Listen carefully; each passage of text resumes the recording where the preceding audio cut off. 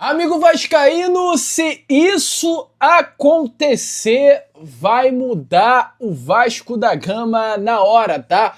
Presta atenção aí nesse Acorda Vascão que chega bastante agitado, chega bastante movimentado, chega com informação forte nessa manhã de terça-feira. Eu vou falar com vocês sobre jogadores do esporte, tá?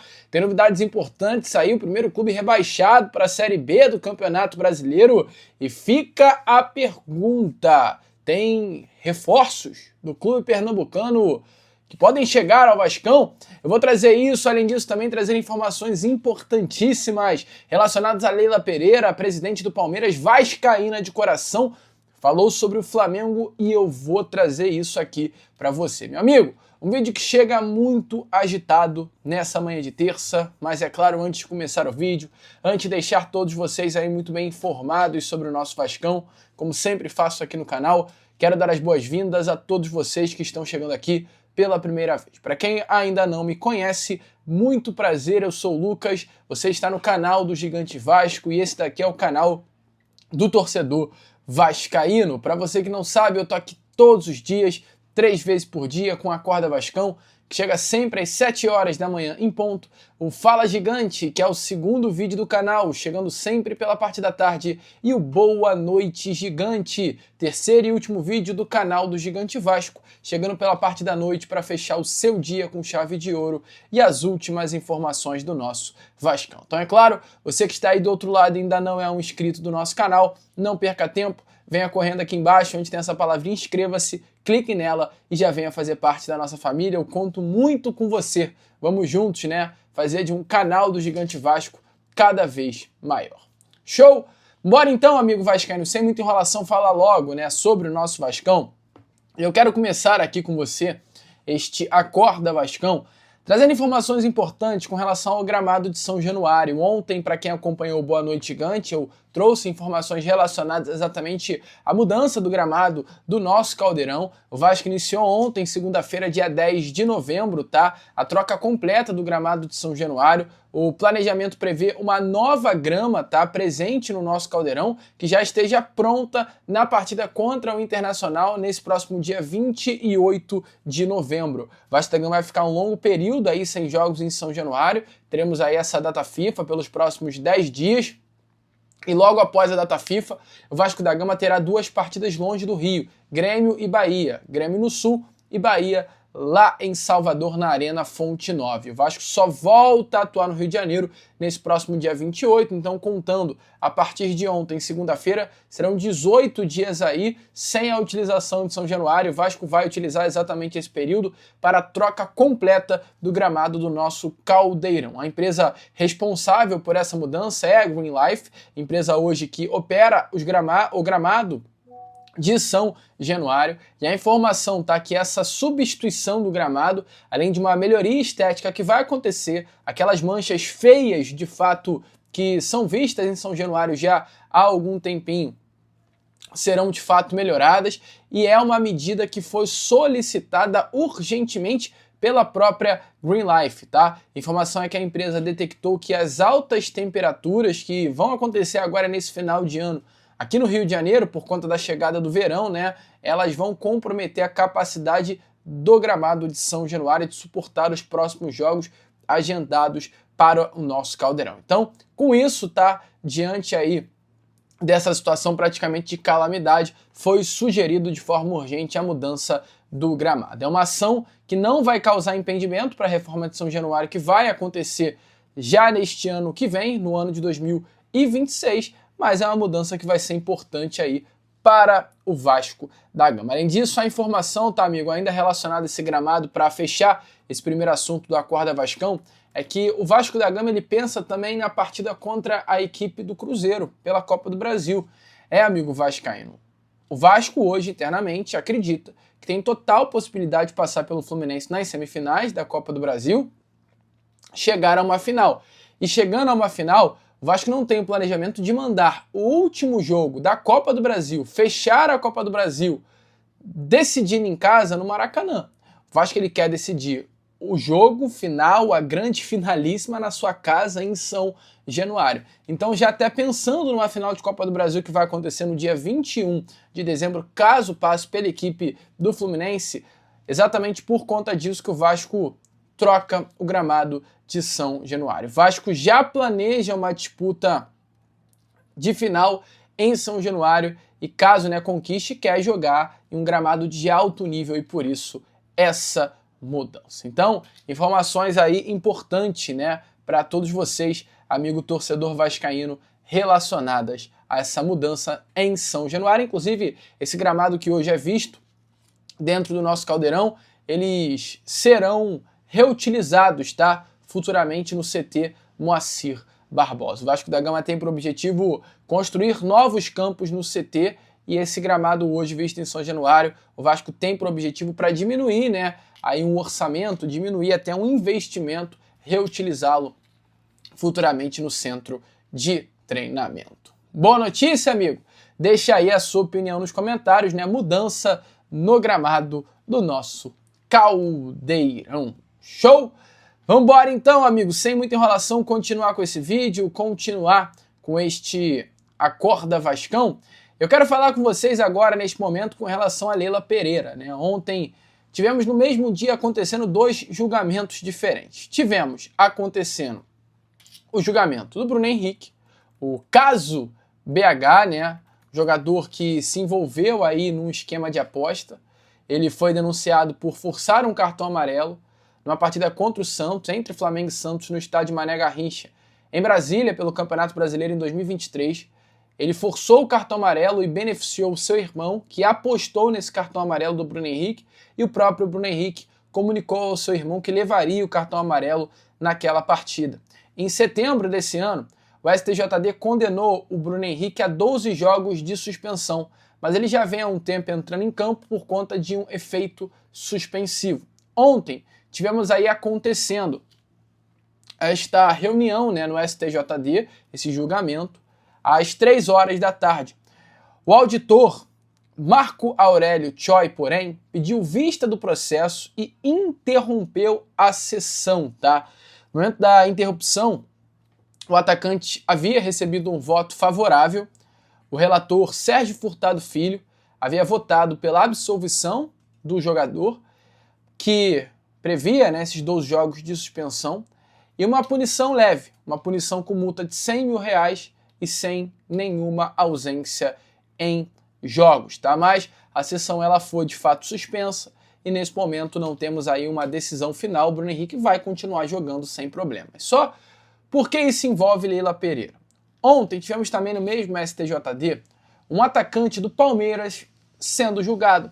O Alan é meio-campista do Palmeiras, um dos grandes nomes, inclusive, que brilhou vestindo a camisa do Clube Paulista na Libertadores. Ele foi julgado pelo STJD ontem, segunda-feira, por uma expulsão que aconteceu contra o Fluminense no dia 23 de julho. Uma expulsão, o Alan foi expulso, normal. Teve um lance em que ele acho que deu uma cotovelada e acabou recebendo o cartão vermelho direto. O jogador ele foi punido por 2 jogos de suspensão.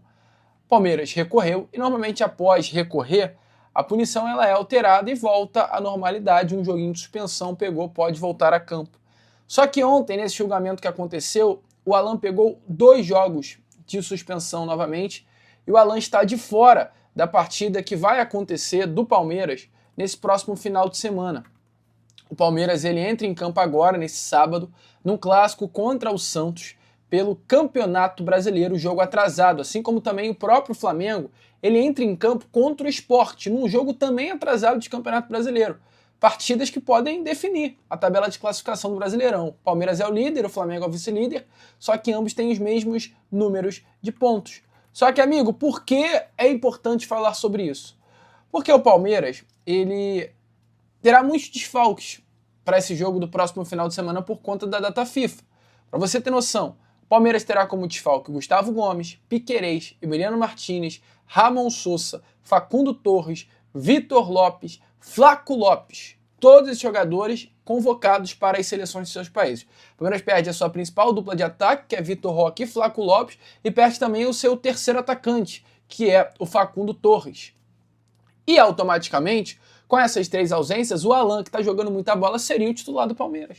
Só que como o Alan ontem ele foi punido pelo STJD, o Alan vai desfalcar o Palmeiras nessa partida de domingo. O Palmeiras vai chegar domingo sem praticamente opção para o setor ofensivo. Diferente do Flamengo, que tá cheio de desfalques também por conta de seleção. Vários jogadores do Flamengo foram convocados, caso aí de Arrascaeta, Plata, vários jogadores convocados, outros, no caso, lesionados, como é o caso do Pedro, centroavante. Só que aí o Bruno Henrique, que deveria ter sido suspenso também, não vai e vai ajudar o Flamengo, como já vem ajudando. E aí eu não duvido que nesse próximo final de semana o Bruno Henrique ajude e marque gol. E aí, amigo, a situação tensa, tá? Porque é um escândalo, isso é um escândalo que acontece hoje no Superior Tribunal de Justiça Desportiva. Baseado exatamente nisso, a Leila Pereira ela se manifestou e tem que se manifestar mesmo diante desse absurdo. A Leila Pereira disse assim, olha, abre aspas, o Palmeiras sempre respeitou e seguirá respeitando as instituições, mas espero mesmo respeito de volta. O que está acontecendo não é justo. Um atleta é condenado por uma infração grave e joga normalmente por 2 meses, Bruno Henrique, inclusive fazendo gols e decidindo jogos. Aí quando finalmente é marcado o novo julgamento, marcado para ontem, vota-se pela absolvição deste atleta e a sessão é adiada. Enquanto isso, o Alan, que era réu primário, pega 2 jogos de suspensão por um lance de jogo e depois tem a punição ratificada pelo tribunal em pouco mais de 15 dias. E tudo isso acontece em uma semana decisiva, quando já teríamos vários desfalques por conta de uma data FIFA. Não queremos ser beneficiados, mas não aceitamos ser prejudicados. O Palmeiras espera que a STJD adote uma postura equilibrada para que suas decisões não influenciem o curso dos campeonatos mais disputados dos últimos anos, que o campeão seja decidido dentro de campo. Vergonha. A postura da STJD é de fato vergonhosa. E tá aí, cara. E ninguém fala nada, ninguém se pronuncia nada. Por isso que quando a torcida do Flamengo foi lá na sede da CBF reclamar da Confederação Brasileira do Futebol, foi completamente vergonhoso. Todo mundo olhou para essa postura do Flamengo, da sua torcida, indo ali à sede da CBF e debochou e riu. Porque Flamengo reclamar de CBF, reclamar de arbitragem, reclamar de STJD, chega a ser de fato patético. Mas enfim, amigo, deixa aí também a sua opinião nos comentários, né? A Leila detonando, deu polêmica mais uma vez, Leila versus Flamengo. Bom, quero continuar aqui com esse Acorda Vascão e a partir de hoje eu vou entrar numa série de 4 vídeos seguidos aí pela manhã falando sobre reforços para o Vasco da Gama para esta próxima temporada de 2026, muito possíveis. Reforços, inclusive, que chegariam e ajudariam, reforços que hoje são de fácil acesso para o Vasco da Gama. E eu quero falar exatamente sobre esses 3 que estão aparecendo aí na imagem a vocês. Esses nomes que eu vou trazer hoje, na terça, na quarta, na quinta, provavelmente vamos fechar na sexta, serão nome de quatro clubes que hoje ou já estão praticamente rebaixados ou lutam para não cair para a Série B do Campeonato Brasileiro. Eu vou falar de Sport, eu vou falar de Juventude, eu vou falar de Fortaleza, eu vou falar de Santos, eu vou falar de Vitória. Então será uma série aí de 5 vídeos. Porque, amigo, um clube que cai, dá para se contratar bons jogadores, tá? Não é porque o clube caiu que é para esquecer, é para deixar o elenco que caiu para lá. Não, não. Muito pelo contrário. Clube que cai para a segunda divisão, dá para se contratar bons jogadores. E eu falo, olhando para o esporte, sobre esses 3. Através de números, através de falas de torcedores do esporte, de postura, de posicionamento, que é o Luan Cândido, lateral esquerdo, é o Mateuzinho, ponta, principalmente ponta direita, e é também o Christian Rivera, volante, aquele volante, né? Como se diz, um bom jogador. Primeiramente, com relação ao Luan Cândido, eu acho que o Luan Cândido é um jogador que se fala por si só. O Luan Cândido é um atleta que se destacou muito, mexendo na camisa do Red Bull Bragantino, principalmente sob o comando técnico Maurício Barbieri, lá em 2022. Foi a melhor temporada da carreira do Luan Cândido, 13 gols e 3 assistências em 50 partidas, inclusive a época é uma das melhores temporadas do Red Bull Bragantino. O Luan Cândido, ele tem 5 temporadas completas vestindo a camisa do Clube Paulista. Ele é um cria das categorias de base do Palmeiras, tá? Ele foi vendido ainda praticamente na base, ele nem chegou a estrear, né, no profissional do Palmeiras, ele foi até relacionado para alguns jogos, mas não entrou em campo, para o Red Bull Leipzig, lá da Alemanha, pelo valor de 8 milhões de euros à época. Do Red Bull Leipzig ele foi emprestado para o Red Bull Bragantino e ficou atuando pelo Clube Paulista, se destacando, brilhando. Só que quando ele deu esse salto do Red Bull Bragantino para um clube grande, que era o Grêmio à época, inclusive nesse primeiro semestre, ele não conseguiu ir bem, ele não se adaptou. É diferente. Inclusive o próprio Abel Ferreira no domingo, ele fala exatamente sobre isso. Ele falou, cara, o Reinaldo brilhou. Foi o melhor jogador do Mirassol contra o Palmeiras. O Reinaldo estava aí jogando no São Paulo, no Grêmio, e ninguém falava nada. É diferente. A camisa pesa.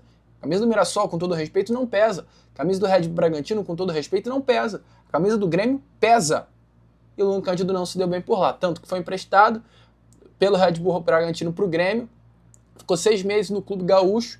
Não vingou, não rodou, não deu certo, sentiu peso. Foi emprestado agora para o Sport no meio do ano e foi muito bem, tá? O Luan Cândido é um jogador que vinha sendo muito elogiado pelos torcedores do Sport. E é um nome interessantíssimo, é um nome que o Red Bull Bragantino está disposto a fazer negócio.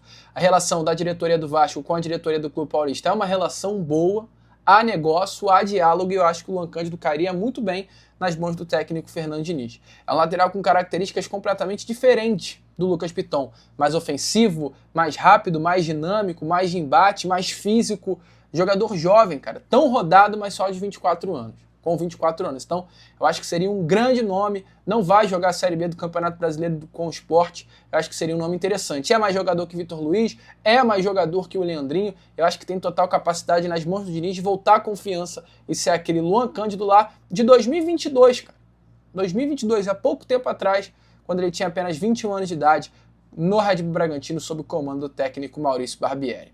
Outro nome também muito interessante é o Mateuzinho, tá? Para você que não sabe, Mateuzinho é um jogador já de 27 anos de idade, atleta que veste a camisa do Sport, tá? Jogador que chegou ao Sport no meio dessa temporada, por empréstimo junto ao Santa Clara de Portugal. Ele iniciou a sua carreira no América Mineiro, brilhou no América Mineiro, é cria da base do clube de Minas Gerais. No América Mineiro chegou até a ser convocado para a Seleção Brasileira Sub-17. Ele é vendido do América Mineiro ao Beitar de Jerusalém, fica 3 temporadas no futebol israelense.